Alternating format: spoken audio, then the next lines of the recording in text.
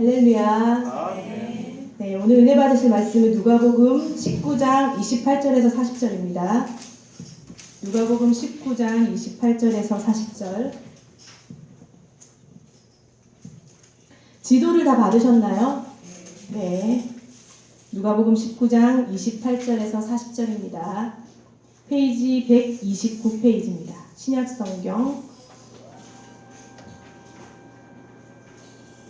자, 우리 같이 교독하시겠습니다. 제가 먼저 읽겠습니다. 예수께서 이 말씀을 하시고 예루살렘을 향하여 앞서서 가시더라.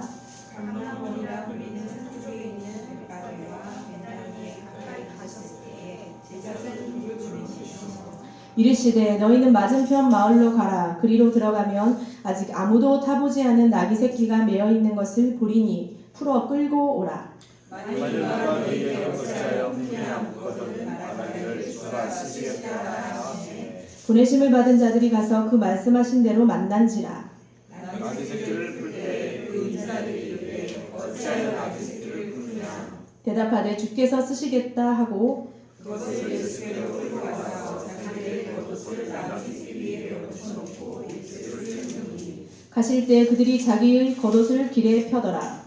이미 감난산 내려가길에 가까이 오시매 제자의 온 무리가 자기들이 본바 모든 능함을 인하여 기뻐하며 큰 소리로 하나님을 찬양하며 이르되 찬송하리로다. 주의 이름으로 오시는 왕이여. 하늘에는 평화요 가장 높은 곳에는 영광이로다 하니 우리 중 어떤 바리새인들이 말하되 선생이여 당신의 제자들을 책망하소서 하는데 같이 읽겠습니다. 대답하여 이르시되 내가 너희에게 말하노니 만일 이 사람들이 침묵하면 돌들이 소리 지르리라 하시니라.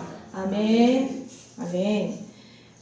마태, 마가, 누가, 요한복음 이것을 사복음서라고 하는데 이 사복음서는 예수님이 이 땅에 오셔서 하셨던 사역하셨던 생애를 기록하는 성경입니다. 그런데 성경을 이렇게 시간 순서대로 마태, 마가, 누가, 요한을 이렇게 섞어서 시간 순서대로 기록하면 좋겠지만 시간 순서대로 기록하지 않고 있는 곳이 많아요. 그래서 어떻게 기록되냐 하면은 저자가 말하고자 하는 주제나 신학적인 사상을 묶어서 같이 서술을 합니다. 매번 그런 건 아니지만 시간적 흐름을 놓칠 때가 좀 있거든요. 그래서 오늘 시간적 흐름을 조금 살펴보고 오늘 본문을 또 보고 이렇게 했으면 좋겠어요. 예수님의 첫 사역이 어디서 일어나냐면 이스라엘 북부 가나 지역입니다. 우리 지도를 한번 보세요. 지도를 보시면 갈릴리라고 이렇게 보라색으로 쳐져 있는 부분이 있잖아요. 거기에 보면 가나가 있죠. 예수님이 가장 첫 사역을 한 지역이 이 가나 지역입니다. 그곳에서 혼인잔치에 가셔서 물이 포도주로 변화되는 사건이 일어나죠. 그 후에 여러분이 지도를 보시면 갈릴리 지역, 그리고 밑에 내려가면 맨 밑에 유대 지역이라고 있을 거예요. 유대 지역. 그리고 갈릴리와 유대 지역 사이에 뭐가 있어요? 사마리아가 있잖아요. 사마리아 지역. 그리고 요단강을 기준으로 동편에 뭐가 있나요? 페레아인데 베레아 지역이라고 성경은 베레아라고 적혀 있어요. 베레아 지역을 이렇게 이동하시면서 사역을 하셨어요. 예수님이 주로 하셨던 곳은 갈릴리 지역이었지만 갈릴리와 유대를 왔다 갔다 하시면서 이동하시면서 사역을 하셨어요. 그래서 예수님께서 그렇게 사역을 하시다가 예수님이 가장 최종적으로 사역하신 사역은 무엇이었겠어요? 그렇죠. 십자가죠. 가장 중요한 사역은 십자가를 지시는 거예요. 그래서 지금 이 본문은 십자가를 남겨놓고 예수님께서 예루살렘으로 가시는 중인 거예요. 자, 28절을 한번 보세요. 28절을 보시면 예수께서 이 말씀을 하시고 어디를 향하여 가십니까? 예루살렘을 향하여 가시더라. 가시는 길에 뭐가 있냐면 베단이라는 곳이 있습니다. 또 지도를 한번 볼까요? 우리 작은 지도에다가 동그라미 써서 제가 큰 데로 연결했잖아요. 거기에 보시면 베다니가 있고 예루살렘이 있어요. 그래서 그곳에 베단이라는 곳에 가까이 왔을 때쯤에 예수님이 제자들을 2명을 택하셔서 마을로 보내세요. 예루살렘과 베다니는 몇 킬로 정도 떨어져 있냐면 약 3킬로 정도 떨어져 있어요. 제가 3킬로가 어느 정도인지 이렇게 조사를 해봤더니 우리 지성역 있잖아요. 지성역은 다 아시죠? 지성역에서 초당역까지 이 지하철 노선 길이 약 3km더라고요. 3km가 좀 넘는데 그 정도로 떨어져 있는 곳이에요. 그래서 예수님께서 이 베단이라는 곳에서 베단이라는 곳에서 사역을 하시다가 예루살렘 갔다가 예루살렘에서 주무시지 않고 다시 베단이로 갔다가 이렇게 왔다 갔다 하시면서 사역을 하십니다. 우리가 베다니보다는 예루살렘을 좋아하잖아요. 근데 예루살렘은 사실은 성경에서 그렇게 좋게 표현되어 있지는 않아요. 다윗성과 솔로몬성이 있기는 하지만 이 예루살렘은 사실은 교만의 상징입니다. 그래서 예루살렘은 평화의 땅이라는 의미를 갖고도 있지만 지금도 분쟁이 있고 전쟁이 있는 곳이에요. 그래서 예수님께서는 특별히 중요한 일을 성경을 응하시게 하기 위해서 어떤 중요한 일을 해야 할 경우를 제외하고는 거기서 사역하지 않으시고 다른 곳에서 사역하셨어요. 주로 갈릴리에서 사역을 하셨죠. 왜 그러냐면 그곳 사람들이 예수님의 말을 잘 듣지를 않았어요. 그래서 오히려 다른 곳에 가서 사마리아 지역 가서 사역하시고 갈릴리 지역 가서 사역을 하셨어요. 마태복음에 보면 예루살렘아 예루살렘아 선지자들을 죽이고 내게 파송된 자들을 돌로 치는 자여. 예루살렘은 되게 교만하게 표시하고 있잖아요. 암탉이 그 새끼를 날개 아래 모음같이 내가 너의 자녀를 모으려 한 일이 몇 번이더냐. 그러나 너희가 원하지 아니하였도다. 예루살렘이 이렇게 표현하고 있어요. 하나님을 잘 안다고 하면서 오히려 예수님을 배척하고 그렇게 어리석음을 범한 땅이 예루살렘입니다. 그렇지만 예수님께서 때가 되어셔서 예루살렘에 가셔야 했어요. 그럼 예루살렘을 향하여 가시기 전에는 무슨 일을 하셨을까? 우리가 누가복음을 중심으로 보면은 누가복음 18장에 보면 여리고성이라는 곳이 있어요. 여리고. 우리 지도를 한번 또 보세요. 왼쪽에 위에 있는 지도를 보시면 여리고에서 화살표를 이렇게 베다니로 갔다가 예루살렘으로 가잖아요. 여리고에서 무슨 사역을 하셨냐면 길에서 소경 바디메오를 만납니다. 그래서 소경의 눈을 뜨게 하시고 그 다음에 19장에 가면 여리고에 있는 누구를 만나냐면 삭개오를 만나죠. 삭개오를 만나서 그 집에 구원을 선포하시고 그리고 베다니로 갔다가 다시 예루살렘으로 가시는 거예요. 이 베다니로 갔다가 다시 예루살렘에 가시던 길에 일어났던 사건이 바로 오늘 사건이에요. 자, 오늘 본문이 일어난 사건은 여러분이 배경을 좀 아셔야 이 사건이 얼마나 중요한지를 깨닫게 되는 거죠. 일어난 사건은 주일이에요. 일요일날 일어난 사건인데 주일 다음 날이 무슨 요일이에요? 그럼 뭐시나요? 월요일이잖아요. 월, 화, 수, 목 지나서 금요일에 예수님이 어떻게 되시냐면 십자가에 돌아가시는 거예요. 그러니까 예수님이 십자가에 못 박히시기 전 며칠 전에 일인 거죠. 오늘이 얼마나 중요한 일인지 아시겠죠. 예수님의 모든 생애에 있어서 그리고 우리 그리스도인들에게 있어서 이날의 의미가 있고 중요한 사건이라는 거예요. 그래서 마태복음, 마가복음, 누가복음, 요한복음 모든 복음에 사복음서에 오늘 일들을 다 기록하고 있어요. 근데 누가복음에는 본문의 배경 설명이 자세하게 나와 있지는 않지만 요한복음 11장을 보면 자세하게 나와 있는데 그때 당시가 어떤 날이냐, 어떤 때냐, 6월절 축제 기간이었어요. 이스라엘 백성들은 6월절을 굉장히 중요하게 생각을 했습니다. 그래서 6월절 기간이 되면 전국에 있는 사람들이 전부 예루살렘으로 모이는 거예요. 그러니까 예루살렘에 얼마나 많은 순례객들이 모였겠어요. 그래서 예루살렘의 순례객들이 막 모여서 예루살렘이 박차박차하고 복잡하고 이런 지경에 있을 때 예수님이 가시는 거예요. 우리가 다 알다시피 예수님이 이 팔레스타인 땅에서 굉장히 유명하셨죠. 왜 유명하셨어요? 병자를 고치고 기적을 일으키고 죽은 나사로를 살리고 하나님께서 예수님에게 능력을 주셔서 예수님이 이 지역에 수많은 기적들을 베푸셨어요. 그래서 예수님이 얼마나 유명한지 다 아는 거예요.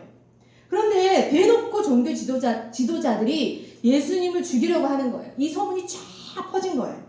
사람들이 어떻게 생각하냐면 야, 과연 아무리 6월절 축제 기간이지만 예수님이 정말 예루살렘에 오실까? 그렇게 유대 지도자들이 죽이려고 하는데 진짜 오실까?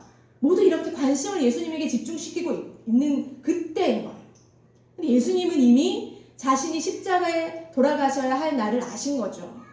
그래서 요한복음에 보면, 누가복음에는 없지만 요한복음에 보면 마리아가 나옵니다. 이 마리아는 누굴까요? 마리아의 오빠가 누굽니까?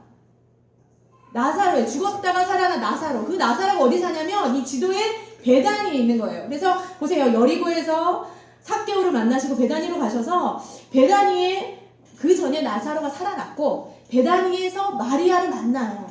근데 어떤 일이 벌어지냐면 마리아가 가장 성경에는 지극히 비싼 향유라고 했어요. 지극히 비싼 향유, 그 순전한 나드 한 그릇을 가져다가 예수님의 발에 붓고 자신의 머리털을 다 풀어서 예수님의 발을 닦는 사건이 나옵니다. 근데 예수님이 향유를 부었던 이 사건을 제가 말했던 이 예루살렘으로 내려가는 길이 무슨 요일이라 그랬어요? 주일이라 그랬잖아요. 그 사건은 그 전날에 일어난 사건이에요. 그럼 무슨 요일에 일어난 거예요? 토요일에 일어난 사건인 거예요. 그러면 십자가에 달려 돌아가시기 얼마 전에 마리아가 그 향유를 붓고 예수님께 머리를 풀고 그 발을 닦았던 사건이 일어난 거예요. 근데 가룟 유다가 딱 보니까 야, 이렇게 비싼 향유를 300데나리온에 팔아서 가난한 사람들에게 주지 왜 낭비를 하느냐, 이렇게 그 여인을 야단을 쳐요. 여러분, 300데나리온이라고 하면 엄청난 거예요. 이 향유가 조금밖에 담기지 않는데, 우리가 지금 물가가 좀 올랐으니까 하루에 노동자들이 받는 월급을 1급을 20만 원으로 치면 1데나리온이 그 20만 원인 거예요. 그럼 300데나리온 곱하면 얼마예요? 3, 2, 6, 네? 6천만 원인 거예요. 엄청난 걸, 이 향수 하나 6천만 원이라 생각해 보세요. 이걸 예수님 발에 한 방울만 부어도, 제가 향유는 얼마나 냄새가 많이 날까 그 글을 읽었거든요. 근데 향유 냄새가 한 방울을 딱 떨어뜨리면 십몇치를 가야 돼요. 그 정도의 향기가 진한데 향유를 다 발에 부었던 거예요. 그리고 예수님 앞에 울면서 예수님 발 앞에 머리를 풀고 닦아주죠. 근데 가룟 유다는 그런 마리아를 야단을 치는데 예수님은 뭐라고 하냐면, 그를 가만히 두어 나의 장래할 일을 위하여 그것을 간직하게 하라 그러시는 거예요. 여러분, 예수님의 마음을 아시겠어요? 일주일 뒤면 십자가를 져야 하는데 마리아가 지금 내 장례를 준비하는 거야, 그렇게 말하시는 거예요. 근데 성경은 가룟 유다를 도둑이라 그러고 마리아를 장례를 치르기 위해 준비하는 여인으로 나타냅니다. 예수님께서는 이미 자신의 사명이 언제 감당해야 될 때가 왔다는 것을 인지하시고 차례차례 일을 진행하고 계시는 거예요. 예수님은 어떻게 일을 진행하시냐면 항상 하나님이 주셨던 그 사명을 중심으로 일을 했어요. 사명을 위해 사셨고 사명을 중심으로 진행을 하셨어요. 그 사명을 위해 살았다는 것은 일 중심으로 살았다는 말이 아니에요. 하나님 중심으로 살았다는 거예요. 예수님은 말씀을 이루시기 위해서 구약 성경에 있는 기록되어 있는 모든 예언들을 이루시기 위해서 하나하나 진행하고 계셨던 거예요. 그 과정 중에 하나가 오늘 하루인 거예요. 여러분이 성경을 읽으시다가 이 향유 부은 마리아 사건을 읽어보시면 진짜 마리아가 예수님이 돌아가실 날을 알고 있었을까? 그렇게 한번 생각해 본 적은 없으십니까? 마리아가 여러분 알았을 것 같아요? 몰랐을 것 같아요? 마리아가 몰랐어요. 근데 하나님이 주시는 감동으로 예수님을 사랑하는 마음으로 하나님께 감동을 받았겠죠. 그 마음으로 자신에게 가지고 있는 가장 소중한 것을 예수님의 발에 붓는 거예요.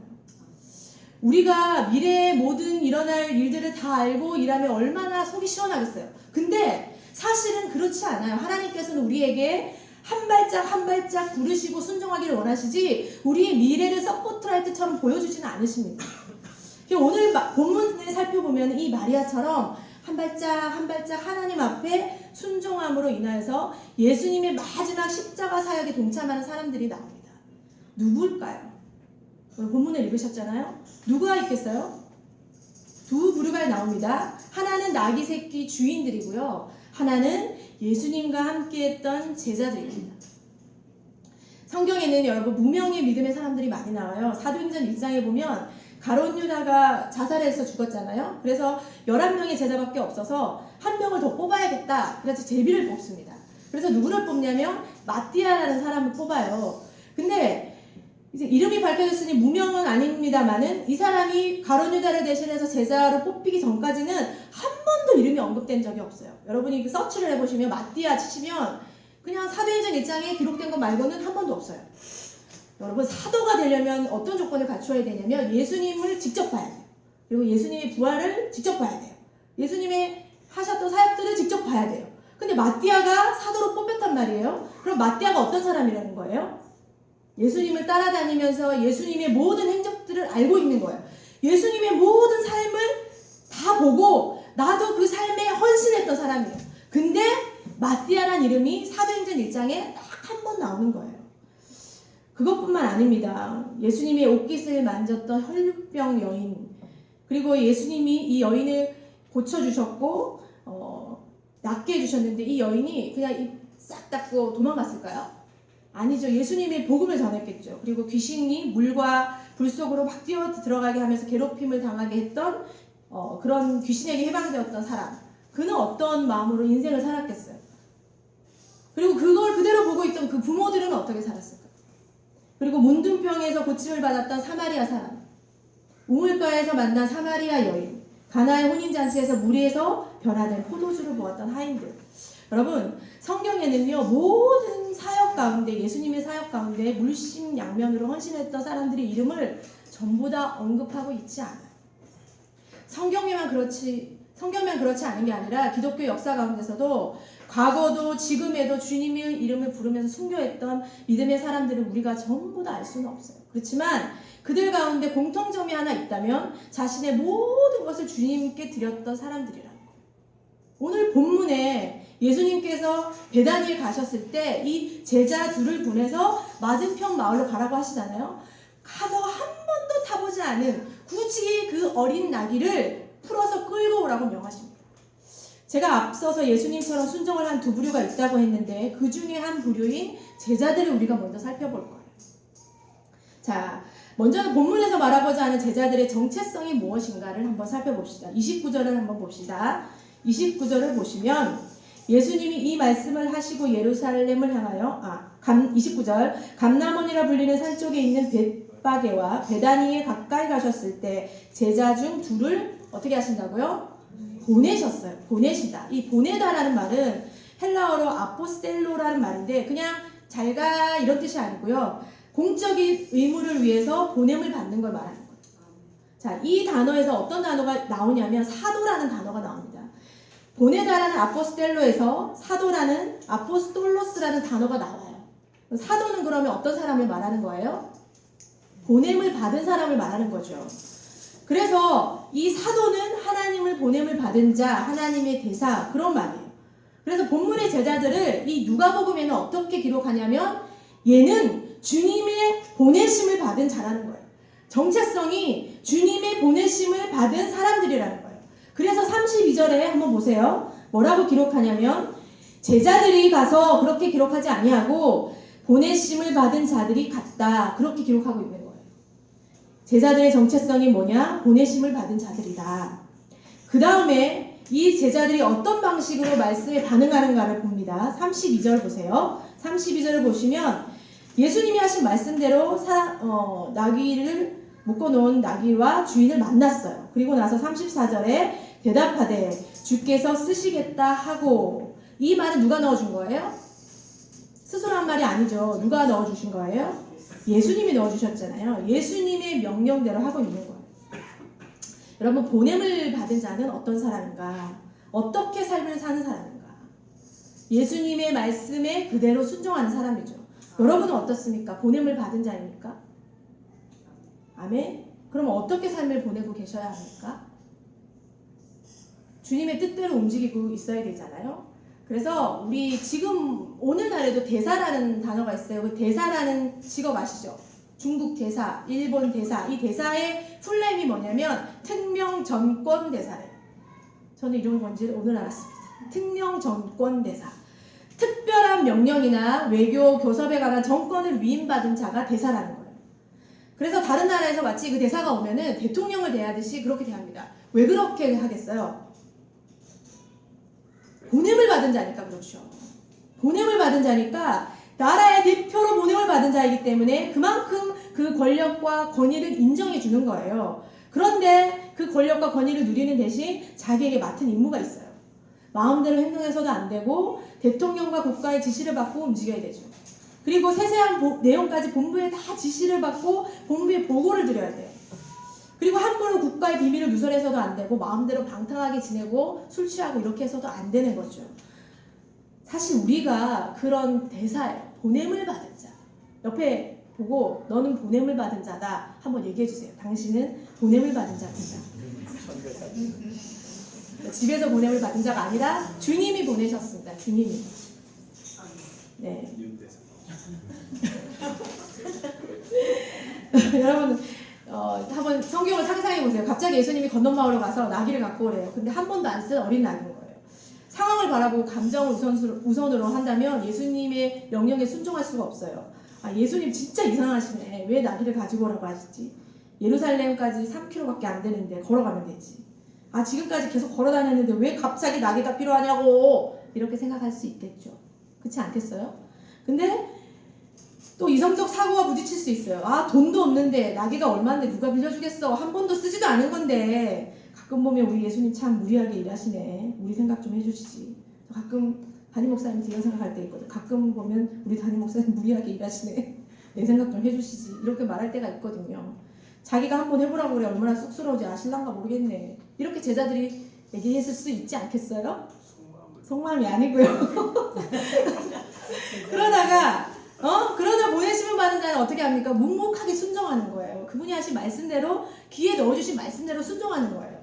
말씀대로 할 수 있는 자는 뭐냐면 자신의 정체성을 아는 거예요. 나는 보내심을 받은 자다. 나는 예수님의 말을 전달할 뿐이다. 그때 순종할 수 있는 거예요. 그럼 예수님이 뭐라고 명령하시는지 보는 거예요. 우리는 31절 한번 봅시다. 31절 다 같이 한번 읽어보겠습니다. 시작. 만일 누가 너희에게 어찌하여 푸느냐 묻거든 말하기를 주가 쓰시겠다 하라 하시되. 아멘. 여기서 주가 쓰시겠다, 되게 두 단어밖에 없잖아요. 주가 쓰시겠다. 근데 헬라어로 보면 단어가 좀 많아요. 원문을 직해를 하면, 직해를 해드릴게요. 그것의 주인이 필요성을 갖고 있다, 이런 뜻이에요. 다시 말하면 이 그것이 뭐겠어요? 그 나귀죠. 그러니까 다시 얘기를 하면 나귀의 주인께서 필요로 하신다, 이 말이에요. 나귀의 주인께서 필요로 하신다. 여러분, 사실 나귀의 주인은 예수님입니까? 아니잖아요. 근데 예수님은 뭐라고 하시냐면 내가 주인이라고 하시는 거예요. 아멘. 진짜 아멘이시죠. 여러분의 주인이 누구십니까? 아멘. 여러분의 자녀와 여러분의 남편, 아내의 주인은 누구십니까? 나의 재능과 나의 성격과 나의 감정과 내 생각의 주인은 누구십니까? 근데 주인을 인정하지 않으면서 우리가 어떻게 하냐면요, 습관적으로 주여 주여 한다. 로마서에서, 마태복음에서 뭐라고 그랬냐면 나더러 주여 주여 하는 자마다 다 천국에 들어갈 것이 아니고 다만 하늘에 계신 내 아버지의 뜻대로 행하는 자라야 들어가리라. 행위구원을 말하는 겁니까? 아니잖아요. 너희가 나를 입으로는 주인이라고 하는데 가슴과 손과 발은 내 자신이 주인이구나. 아주 짧은 절이지만 많은 것을 함축해 있어요. 제자들은요, 예수님의 말씀에 순종해서 나귀를 풀려고 갔습니다. 그런데 예수님의 말씀대로 나귀 주인들이 나타났어요. 32절을 보세요. 우리 32절, 33절을 또 같이 읽어봅시다. 시작! 보내심을 받은 자들이 가서 그 말씀하신 대로 만난지라. 나귀 새끼를 풀 때에 그 임자들이 이르되 어찌하여 나귀 새끼를 푸느냐. 자, 나귀의 주인이 뭐라고 표시되어 있어요? 임자들이라고 되어 있잖아요. 한 명이 아니에요. 공동 소유를 하고 있는 거예요. 제자들이 일이 꼬이기 시작합니다. 한 명이면 좀 좋겠는데 여러 명이니까 얘기하기가 얼마나 힘들겠어요. 여러분 다 불러야 되겠잖아요. 공동 소유잖아요. 나귀 주인이 여러 명인 것을 보면 나귀 주인이 넉넉한 살림일까요? 그렇지 않을까요? 그렇지 않죠. 그러니까 우리가 이런 단어 하나만 봐도 아, 이 사람도 되게 가난하고 힘들겠네. 그럼 나귀 살 때 되게 힘들었겠구나. 근데 예수님이 갖고 오래요. 돈도 안 주고. 자, 되겠어요? 근데 나귀 주인의 반응이 더 신기해요. 자, 아까 직해한 것을 그대로 얘기해보면 나귀 새끼를 풀 때에 그 임자들이 이르되 어찌하여 나귀 새끼를 푸느냐라고 묻자 제자들이 뭐라고 하냐면 나귀의 주인이 그것이 필요하다고 하셨어. 그래서 갖고 가야 해. 그렇게 말한 거예요. 근데 나귀의 주인이 야, 내가 주인인데 내가 눈을 이렇게 시퍼렇게 뜨고 있는데 누가 주인이란 말이야? 이렇게 말하는 게 아니라 나귀의 주인이 뭐라고 그러냐면 그냥 주는 거예요. 이렇게 적혀 있지는 않지만 주는 거예요. 여러분, 이 나귀 주인이요, 그냥 지나가는 사람일까요? 우리가 한번 생각해 봅시다. 갑자기 계시를 받아서 하나님이 주라 그랬을 때 이렇게 짜자잔 와서 나귀를 풀어줬을까요? 여러분, 제가 아까 익명의 제자들을 얘기했잖아요.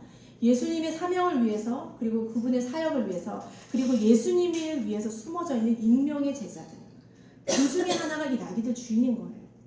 예수님은요, 이 12제자들만 가지고 일하지 않았어요. 수많은 믿음에 숨겨진 제자들과 일을 하고 계셨어요. 그때도 그렇게 하셨다면 지금도 마찬가지. 예수님은 그냥 지나가는 사람하고 일하는 게 아니에요. 제자들과 같이 일하시는 거예요. 이름도 빛도 없이 예수님을 위해 사는 제자들. 근데 그 제자가 주님이 오실 때 제자가 아니라 신분이 바뀌어요. 신부로 바뀌어서 주님을 맞이하는 거예요. 여러분은 제자이십니까?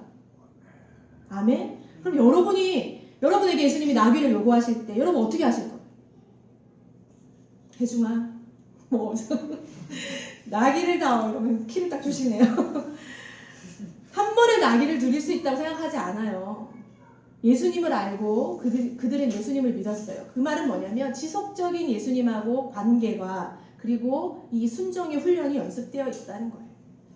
순종은 관계에 대한 연습입니다. 그래서 하나님이 주어지는 어떤 사건마다 하나님께서 뭘 보시냐면 내가 어떻게 반응하고 있는지를 보시는 거예요. 자기 라이프 스타일을 한번 생각해 보세요.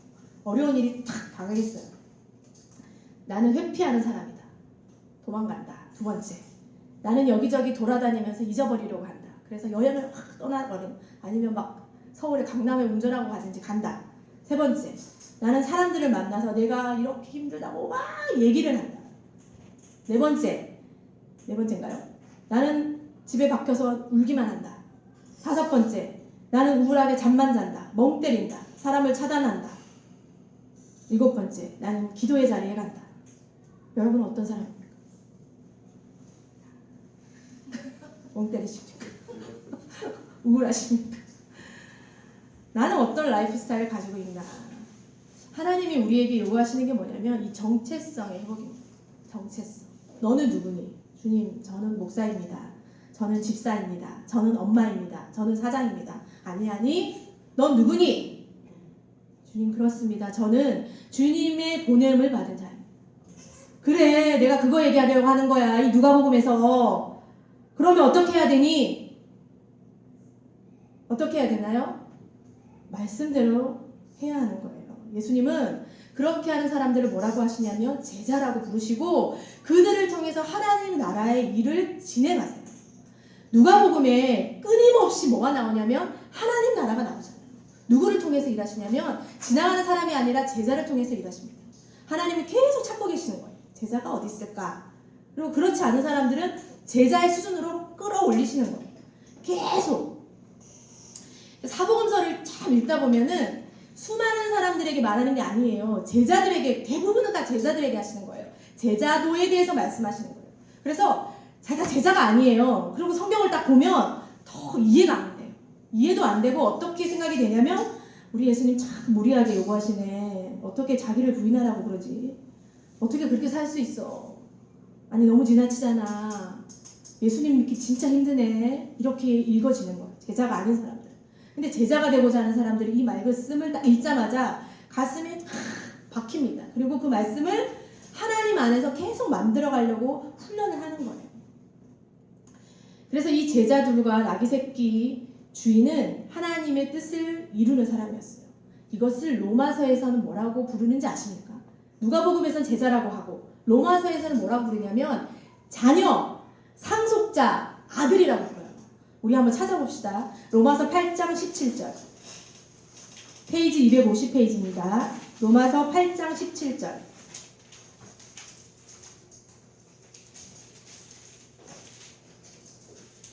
로마서는 바울이 지었죠. 그죠? 네, 우리 다 같이 8장 17절을 큰 소리로 한번 읽어보겠습니다. 시작! 자녀이면 또한 상속자, 곧 하나님의 상속자요 그리스도와 함께한 상속자니 우리가 그와 함께 영광을 받기 위하여 고난도 함께 받아야 할 것입니다. 아멘. 하나님의 대사, 하나님의 자녀, 하나님의 상속자, 제자 다 같은 말이에요. 너에게 영광을 주겠다. 그런데 고난도 함께 받는다. 그런데 혼자 받는 게 아니라 그리스도와 함께 받는다. 우리가 볼 때 고난인데 하나님이 볼 때는요. 그 고난을 통해서 우리의 모든 죄의 뿌리를 제거하시는 영광의 작업을 하시는 거예요. 제가요 얼마 전에 책을 읽었어요. 그래서 어떤 책이냐면 이미 폐암으로 돌아가신 고 서은석 선교사님의 암투병 일기를 읽었어요. 제목이 뭐냐면요. 그리스도만 남을 때까지예요. 제목 너무 비장하지 않습니까? 자신의 모든 것을 버리고 아마존 땅에 가서 원주민을 위해서 사역하시다가 영광은커녕 폐암에 걸려서 돌아가셨어요. 그때 암투병을 하시면서 기록한 일기예요. 조금 길긴 한데 여러분이 읽어드릴 테니까 한번 들어보세요. 제가 이거 읽으면서 얼마나 울었는지 모르겠어요. 제목이 은혜보다 진리를 구하는 신앙입니다. 우리는 수고하고 헌신하면 주님한테 상응하는 복을 바라게 됩니다. 그런데 주님은 우리에게 복 대신 그리스도를 주시려고 자꾸 엉뚱한 대로 우리를 인도해 가십니다. 그러니까 우리가 날마다 삐치고 시험에 들고 신경질 부리고 주님께 반항하게 되는 겁니다. 우리의 마음이 괴로움으로 가득 찹니다. 왜 내가 원하는 기도 제목을 안 들어주시는지 의심합니다. 이런 모습들이 전부 주님께 대들고 있는 겁니다. 우리는 모두 하나님을 원망하는 가인입니다. 우리 속에 이런 패역한 마음들이 있습니다. 우리는 믿음으로 참는 게 아니라 율법 때문에 참는 경우가 많습니다. 체면 때문에 소리치르지 못하고 참습니다. 그러면서 자기의가 더 높아집니다. 율법 안에서 선을 많이 행하다 보면 율법적이게 되고 의에 젖어들게 되고 스스로 의로운 사람이 되어 남을 판단하게 됩니다. 나도 그렇습니다. 내 안에 의를 부수기 위해 주님은 죽음을 경험하게 하셨습니다. 나는 아마존에서 선한 일을 참 많이 했습니다. 그러다 보니 주위 사람들이 나를 존경하기 시작했습니다. 이것은 대단히 무서운 징조입니다. 아무도 모르게 내가 한 일로 기뻐하고 자기 의와 교만이 점점 커져갔습니다. 그게 무시무시한 독인지도 모르고 말입니다. 우리는 은혜와 진리의 세계를 구분해야 합니다. 은혜는 나를 중심으로 생각하는 것입니다. 나를 유익하게 하는 것이 은혜입니다. 우리는 하나님께 하나님 저 좀 잘되게 해주세요 라고 은혜를 구하고 받기를 원합니다. 은혜를 받을 때까지 물귀신처럼 물고 늘어집니다. 은혜를 구하지 않고 은혜에만 매달리다가 지쳐서 나가 떨어집니다. 그러다가 주님이 내 소원을 들어주지 않는 것 같으면 스스로 주님 곁을 떠납니다. 선악과는 선과 악이 공존합니다. 우리는 그 중에서 악은 행하지 않으려고 노력하고 선은 많이 행하려고 노력합니다. 우리 안에는 착하게 행동해야 된다는 윤리의식이 있죠. 또 남들이 나를 어떻게 바라보고 생각할까 늘 고민합니다. 이 모든 것이 사실 나를 보호하고 나의 유익을 위한 것입니다. 전도만 해도 그렇습니다. 상대방의 유익만 생각한다면 우리는 사랑으로 그 사람을 전도하려고 애쓸 것입니다. 그러나 우리는 자기중심적이라 전도를 하지 못합니다. 상대방이 부담을 느끼고 나를 피할까봐 걱정되는 것입니다. 하지만 주님은 우리를 진리로 인도하십니다. 진리로 인도함을 받는다는 것은 거짓된 내가 참으로 돌아서는 것입니다. 이것은 내가 변화되어야 하고 깨어져야 하고 내 속에 있는 모든 더러움이 해결되어야 한다는 말입니다. 또한 내가 어떤 고난을 받더라도 그 고난이 그리스도께 영광이고 내가 버림을 받더라도 그것이 주님께 영광이며 남들에게 조롱과 핍박을 받는 것 또한 그분의 거룩하심에 마땅히 돌려드려야 할 영광과 자존심을 세워드리는 것입니다. 할렐루야. 어린아이의 자리에서 이제는 장성한 자로 돌아서야 합니다. 주께서 내 소원의 기도를 전혀 안 들어주실 때는 내가 주님의 거룩하심에 동참할 수 있는 기회가 온다는 사실을 알아야 합니다. 그렇게 해서 부활로 가는 겁니다. 굉장히 평범한 얘기 같은데요. 말기암 투병을 하시면서 고통 중에 적응. 제가 이 부분만 여러분께 읽어드려서 그렇지 처음부터 읽으시면 눈물로 읽을 수밖에 없어요. 어떻게 이런 생각을 하실까? 선교사님의 글을 읽는 동안 어떤 생각이 들었냐면 나는 아직 나귀 새끼도 아니고 나귀 주인도 아니고 제자도 아니라는 생각이 들었어요. 나귀 새끼는 태어나서 처음으로 예수님을 태웠어요. 알고 보면 나귀 새끼에게는 얼마나 큰 영광입니까? 창조주이신 그분이 첫 고객이신 거예요. 첫 고객이신 분이 창조주입니다. 만왕의 왕이죠. 예수님이에요. 근데 예수님께서 나귀를 타신 거는 뭐냐면 겸손의 표시였어요. 자, 이게 우리 구약에 예언되어 있는데 스가랴서 9장 9절에 있습니다. 제가 읽어드릴게요. 시온에 따라 크게 기뻐할지어다. 예루살렘에 따라 즐거이 부를지어다. 보라 내 왕이 내게 임하시나니 그는 공의로우시며 구원을 베푸시며 겸손하여서 나귀를 타시나니 나귀의 작은 것 곧 나귀 새끼니라. 사실 우리를 통해서 예수님이 일하는 거는요. 우리 입장에서는 영광이에요. 근데 예수님 입장에서는 뭐냐면 겸손이에요. 겸손. 지극히 겸손.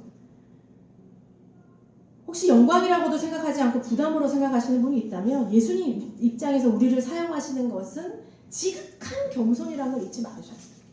무슨 말이냐면요.